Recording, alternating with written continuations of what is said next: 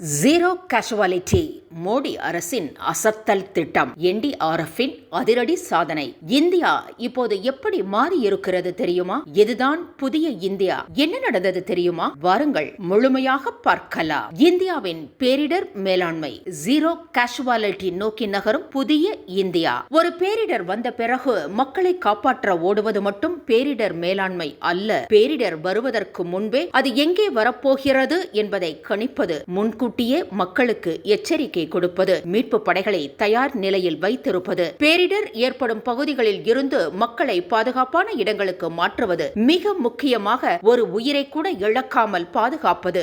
இதுதான் இன்றைய நவீன பேரிடர் மேலாண்மையின் மிகப்பெரிய இலக்கு. இன்று மழை, வெள்ளம், நிலச்சரிவு, புயல், மேகவெடிப்பு, நிலநடுக்கம், சுனாமி என்று இயற்கை பேரிடர்கள் உலகம் முழுவதும் மிகப்பெரிய சவாலாக மாறி வருகின்றன. குறிப்பாக பருவமழை காலங்களில் வெள்ளம் மற்றும் நிலச்சரிவு போன்ற பேரிடர்களின் தீவிரம் அதிகரித்து வரும் நிலையில் பேரிடர் மேலாண்மை என்பது ஒரு அரசின் மிக முக்கியமான நிர்வாக பொறுப்பாக மாறியுள்ளது. இந்த நிலையில் இந்தியாவின் பேரிடர் மேலாண்மை அமைப்பு கடந்த சில ஆண்டுகளில் ஒரு முக்கியமான மாற்றத்தை நோக்கி நகர்ந்து வருவதாக இந்த அறிக்கை குறிப்பிடுகிறது. அதாவது ரியாக்டிவ் மாடல் எனப்படும் பேரிடர் நடந்த பிறகு நடவடிக்கை எடுக்கும் முறையிலிருந்து பிரிவென்டிவ் மாடல் எனப்படும் பேரிடர் ஏற்படுவதற்கு முன்பே அதை எதிர்கொள்ளும் முறைக்கு இந்தியா மாறி வருகிறது. மேலும் மினிமம் கேஷுவாலிட்டி என்ற இலக்கிலிருந்து ஜீரோ கேஷுவாலிட்டி என்ற இலக்கை நோக்கி இந்தியா நகர்கிறது. அப்படியானால் இந்த மாற்றம் எப்படி ஏற்பட்டது? மத்திய அரசு, மாநில அரசுகள், NDRF, SDRF, ராணுவம், விமானப்படை மற்றும் உள்ளூர் நிர்வாகம் ஆகியவை எப்படி ஒருங்கிணைந்து செயல்படுகின்றன? முன்கூட்டிய எச்சரிக்கை அமைப்புகள் எப்படி உயிர்களை காப்பாற்றுகின்றன? ஒரு பேரிடர் ஏற்பட்டால் மீட்பு குழுக்கள் எவ்வளவு வேகமாக செயல்படுகின்றன? இந்தியாவின் பேரிடர் மேலாண்மை கட்டமைப்பு எவ்வாறு வலுப்படுத்தப்பட்டுள்ளது? இதையெல்லாம் இந்த வீடியோவில் விரிவாக பார்க்கலாம். மத்திய மாநில ஒருங்கிணைப்பு. ஒரு பெரிய இயற்கை பேரிடர் ஏற்பட்டால் அதை ஒரு மாநில அரசு மட்டும் எதிர்கொள்வது என்பது மிகவும் கடினமான விஷயம். அதனால்தான் மத்திய அரசுக்கும் மாநில அரசுகளுக்கும் இடையிலான ஒருங்கிணைப்பு மிகவும் முக்கியமானதாகிறது. இந்த அறிக்கையின்படி பேரிடர் காலங்களில் மத்திய மற்றும் மாநில அரசுகளுக்கு இடையே ஒருங்கிணைப்பை வலுப்படுத்துவதில் முக்கிய கவனம் செலுத்தப்படுகிறது. பாதிக்கப்பட்ட பகுதிகளின் நிலைமை என்ன? எவ்வளவு சேதம் ஏற்பட்டுள்ளது? எந்த வகையான உதவி தேவைப்படுகிறது? எந்த இடங்களில் மீட்பு பணிகள் அவசரமாக தேவைப்படுகின்றன என்பதை தொடர்ந்து கண்காணித்து தேவையான உதவிகளை விரைவாக கொண்டு செல்வதற்கான நடவடிக்கைகள் மேற்கொள்ளப்படுகின்றன. இதற்காக மாநில முதலமைச்சர்களுடன் நேரடியாக தொடர்பு கொண்டு நிலைமையை அறிந்து கொள்வது, தேவையான மத்திய உதவிகளை உறுதி செய்வது போன்ற நடவடிக்கைகள் மேற்கொள்ளப்படுவதாக அறிக்கை குறிப்பிடுகிறது. மேலும் ஒரு பேரிடர் ஏற்பட்டால் மத்திய அரசு மட்டும் செயல்படுவதில்லை. இந்திய ராணுவம், இந்திய விமானப்படை, NDRF, SDRF, காவல்துறை, உள்ளூர் நிர்வாகம் என பல்வேறு அமைப்புகள் ஒரே நேரத்தில் களத்தில் இறங்கி மீட்பு மற்றும் நிவாரண பணிகளை மேற்கொள்கின்றன. இதுதான் ஹோல் ஆஃப் கவர்மெண்ட் அணுகுமுறை. அதாவது ஒரு பேரிடரை எதிர்கொள்வது என்பது ஒரு துறையின் வேலை மட்டுமல்ல, அரசின் அனைத்து துறைகளும் ஒன்றிணைந்து செயல்பட வேண்டும். அதுதான் உயிர்களை விரைவாக காப்பாற்றுவதற்கான முக்கியமான வழி. பேரிடர் வருவதற்கு முன்பே எச்சரிக்கை.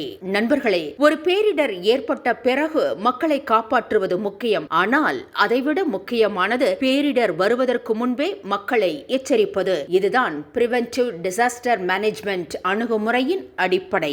இந்தியாவில் பல்வேறு வானிலை தொடர்பான முன்கூட்டிய எச்சரிக்கை அமைப்புகளை மேம்படுத்துவதில் கவனம் செலுத்தப்பட்டுள்ளதாக அறிக்கை குறிப்பிடுகிறது. முன்பு சில பேரிடர்களுக்கான எச்சரிக்கைகள் 3 முதல் 5 நாட்களுக்கு முன்பாக வழங்கப்பட்ட நிலையில் தற்போது சில முன்கூட்டிய எச்சரிக்கைகள் 7 நாட்களுக்கு முன்பே வழங்கப்படும் அளவுக்கு முன்னேற்றம் ஏற்பட்டுள்ளதாக அறிக்கை கூறுகிறது. இதன் மூலம் மக்களை பாதுகாப்பான இடங்களுக்கு மாற்றுவதற்கும் மீட்பு குழுக்களை முன்கூட்டியே தயார் நிலையில் வைப்பதற்கும் நிர்வாகத்திற்கு தேவையான நேரம் கிடைக்கிறது. அதாவது பேரிடர் வந்த பிறகு நடவடிக்கை இல்லை, பேரிடர் வருவதற்கு முன்பே தயாராக இருப்பது. இதுதான் மிகப்பெரிய மாற்றம். இப்போது மற்றொரு முக்கியமான விஷயத்தை பார்ப்போம். அது காமன் அலர்ட்டிங் புரோட்டோகால், CAP. புவியியல் அடிப்படையில் குறிப்பிட்ட பகுதிகளுக்கு உடனடி எச்சரிக்கை தகவல்களை அனுப்புவதற்கான அமைப்பாக இது பயன்படுத்தப்படுகிறது. 2021இல் இந்த அமைப்புக்காக 354 கோடி ரூபாய் ஒதுக்கப்பட்டதாக அறிக்கை குறிப்பிடுகிறது. மேலும் இதுவரை 17,000 கோடிக்கும் அதிகமான எச்சரிக்கை செய்திகள் வெளியிடப்பட்டுள்ளதாகவும் தகவல் தெரிவிக்கிறது. இதன் நோக்கம் என்ன? ஒரு குறிப்பிட்ட பகுதியில் வெள்ள அபாயம் இருக்கிறது என்றால் அந்த பகுதியில் உள்ள மக்களுக்கு உடனடியாக தகவல் சென்றடைய வேண்டும். புயல் வருகிறது என்றால் முன்கூட்டியே எச்சரிக்கை கிடைக்க வேண்டும். நிலச்சரிவு அபாயம் இருந்தால் அந்த பகுதி மக்களுக்கு தகவல் செல்ல வேண்டும். இது போன்ற முன்கூட்டிய தகவல் பரிமாற்றம் மக்கள் பாதுகாப்பாக வெளியேறுவதற்கும் உயிரிழப்புகளை குறைப்பதற்கும் மிகவும் முக்கியமானதாகிறது. NDRF பேரிடர் நேரத்தின் முக்கிய மீட்பு படை. நண்பர்களே, பேரிடர் மேலாண்மை என்றாலே நம்முடைய நினைவுக்கு வரும் மிக முக்கியமான அமைப்புகளில் ஒன்று NDRF, national disaster response force. பேரிடர் நேரங்களில் மிக வேகமாக களம் இறங்கி மீட்பு நடவடிக்கைகளை மேற்கொள்ளும் சிறப்பு படையாக NDRF செயல்படுகிறது. இந்த அறிக்கையில் குறிப்பிட்டுள்ள தகவலின்படி 2024 ஆண்டில் மட்டும் NDRF நாடு முழுவதும் 1038 மீட்பு நடவடிக்கைகளை மேற்கொண்டுள்ளது. அந்த நடவடிக்கைகளில் 4000க்கும் மேற்பட்ட மக்களின் உயிர்கள் காப்பாற்றப்பட்டதாகவும் 63,000க்கும் மேற்பட்ட மக்கள் பாதுகாப்பான இடங்களுக்கு அழைத்துச் செல்லப்பட்டதாகவும் அறிக்கை குறிப்பிடுகிறது. இந்த எண்ணிக்கைகள் வெறும் புள்ளி விவரங்கள் அல்ல. ஒவ்வொரு எண்ணிக்கைக்கும் பின்னால் ஒரு குடும்பம் இருக்கிறது. ஒரு தாய் இருக்கிறார், ஒரு தந்தை இருக்கிறார், ஒரு குழந்தை இருக்கிறது, ஒரு முழு குடும்பத்தின் எதிர்காலம் இருக்கிறது. அதனால்தான் பேரிடர் மேலாண்மையில் ஒவ்வொரு நிமிடமும் முக்கியம், ஒவ்வொரு எச்சரிக்கையும் முக்கியம், ஒவ்வொரு மீட்பு நடவடிக்கையும் முக்கியம். NDRF-இன் ப்ரீ பொசிஷனிங் அணுகுமுறை. மீட்பு குழுக்கள் பேரிடர் ஏற்பட்ட பிறகு சம்பவ இடத்திற்கு வருவதில் தாமதம் ஏற்பட்டால் அந்த தாமதமே சில நேரங்களில் உயிரிழப்புக்கு காரணமாகிவிடும். இதற்கு தீர்வாக NDRF படைகளை பல்வேறு பகுதிகளில் முன்கூட்டியே தயார் நிலையில் வைத்திருக்கும் நடைமுறை முக்கியத்துவம் பெற்றுள்ளது.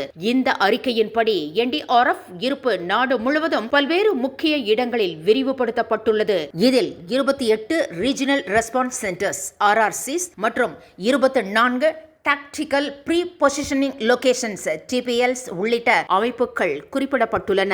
இதன் மூலம் பேரிடர் ஏற்பட்டவுடன் மீட்பு குழுக்கள் நீண்ட தூரம் பயணம் செய்து வர வேண்டிய அவசியம் குறைகிறது. அதாவது மீட்பு படைகள் பேரிடரை தேடிச் செல்லவில்லை, பேரிடர் ஏற்படும் முன்பே ஆபத்தான பகுதிகளுக்கு அருகில் தயாராக நிற்கின்றன. இதனால் ரெஸ்பான்ஸ் டைம் எனப்படும் மீட்பு நடவடிக்கை தொடங்கும் நேரத்தை கணிசமாக குறைக்க முடிகிறது. 60 ஏரிகள் முன்கூட்டிய கண்காணிப்பு, இமயமலை பகுதிகளில் பனிப்பாறைகள் உருகுவது, அதிக ஆபத்துள்ள ஏரிகளில் நீர்மட்டம் அதிகரிப்பது போன்ற காரணங்களால் திடீர் வெள்ள அபாயங்கள் ஏற்படலாம். இதனால் ஜம்மு காஷ்மீர், லடாக், உத்தரகாண்ட், ஹிமாச்சல பிரதேசம், அருணாச்சல பிரதேசம், சிக்கிம் போன்ற பகுதிகளில் குறைந்தது 60 ஏரிகளை கண்காணிப்பு நடவடிக்கைகளுக்குள் கொண்டு வருவதற்கான நடவடிக்கைகள் குறித்து அறிக்கை குறிப்பிடுகிறது. இதன் நோக்கம் அபாயம் ஏற்படுவதற்கு முன்பே அதை கண்டறிவது, எச்சரிக்கையை முன்கூட்டியே வெளியிடுவது, மக்களை பாதுகாப்பாக மாற்றுவது. இதுதான் ஜீரோ கேஷுவாலிட்டி நோக்கத்தின் உண்மையான அடிப்படை. பேரிடர் மேலாண்மைக்கான நவீன தொழில்நுட்பம். இன்று பேரிடர் மேலாண்மை என்பது மீட்பு படைகள் மட்டும் சார்ந்த விஷயம் இல்லை. தொழில்நுட்பமும் மிகப்பெரிய பங்கு வகிக்கிறது. மழை நிலவரம், வானிலை மாற்றங்கள், வெள்ள அபாயம், மின்னல் போன்ற பல்வேறு தகவல்களை மக்களுக்கு கொண்டு செல்ல பல மொபைல் பயன்பாடுகள் பயன்படுத்தப்படுகின்றன. அதில் மௌசம், மேக்தூத், டாமினி போன்ற செயலிகள் குறிப்பிடத்தக்கவை. குறிப்பாக 15 மொழிகளில் தகவல்களை வழங்கும் செயலிகள் மூலம் மக்களுக்கு எளிதாக எச்சரிக்கை தகவல்களை கொண்டு செல்லும் முயற்சிகள் மேற்கொள்ளப்பட்டிருப்பதாக அறிக்கை கூறுகிறது. இதன் மூலம் தொழில்நுட்பம், அரசு நிர்வாகம், மீட்பு படைகள், மக்கள் என அனைவரும் இணைந்து செயல்பட முடிகிறது. பேரிடர் மேலாண்மையில் மக்கள் பங்கேற்பு. ஒரு பேரிடரை அரசு மட்டும் எதிர்கொள்ள முடியாது, மக்களும் தயாராக இருக்க வேண்டும். அதனால்தான் பல்வேறு மாநிலங்களில் சமூக தன்னார்வலர்களை பயிற்றுவிக்கும் முயற்சிகளும் மேற்கொள்ளப்பட்டுள்ளன. பல ஆபத்துக்கள் ஏற்படக்கூடிய மாவட்டங்களில் சமூக தன்னார்வலர்களை பயிற்சி அளித்து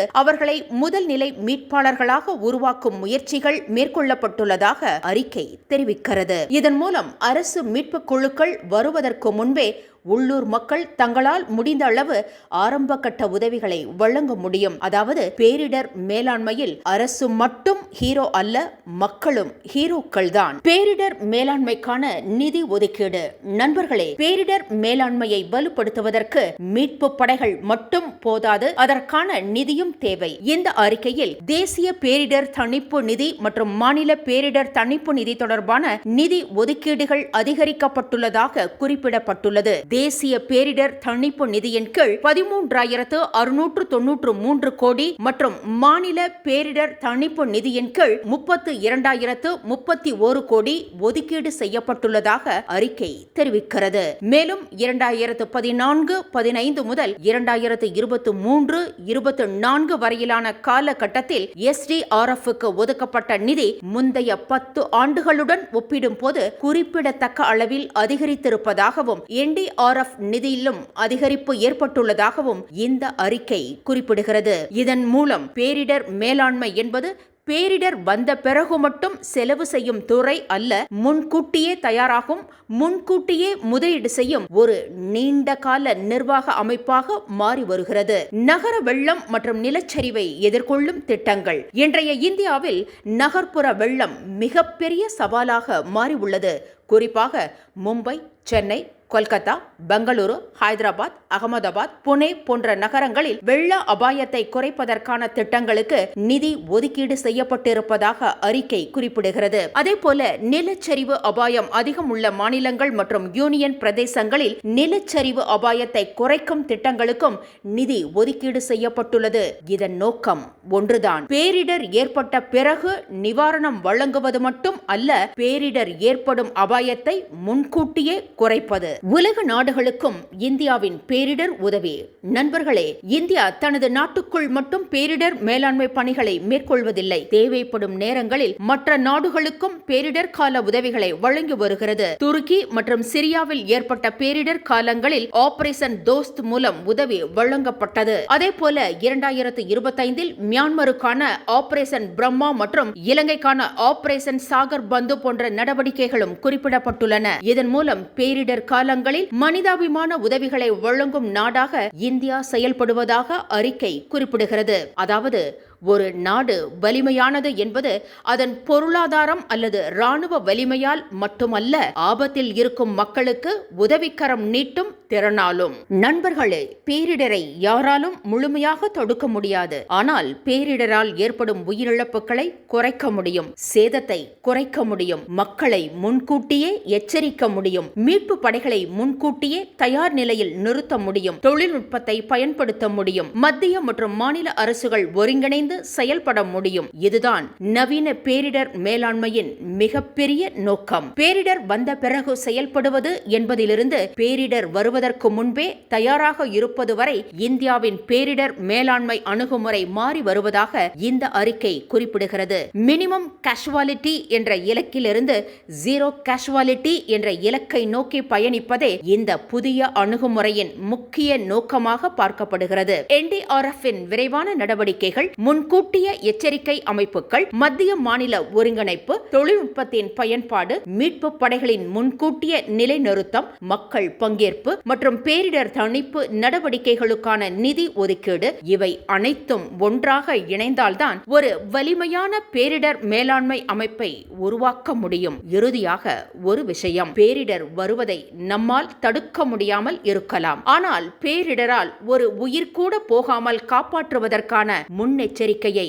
நம்மால் உருவாக்க முடியும். அதுதான் ஜீரோ கேஷுவாலிட்டி என்ற இலக்கின் உண்மையான அர்த்தம். இந்த தகவல்கள் உங்களுக்கு பயனுள்ளதாக இருந்தால் வீடியோவை லைக் செய்யுங்கள், உங்கள் நண்பர்களுக்கும் ஷேர் செய்யுங்கள். இது போன்ற மேலும் பல முக்கியமான தகவல்களுக்காக நமது யூடியூப் சேனலை சப்ஸ்கிரைப் செய்ய மறக்காதீர்கள்.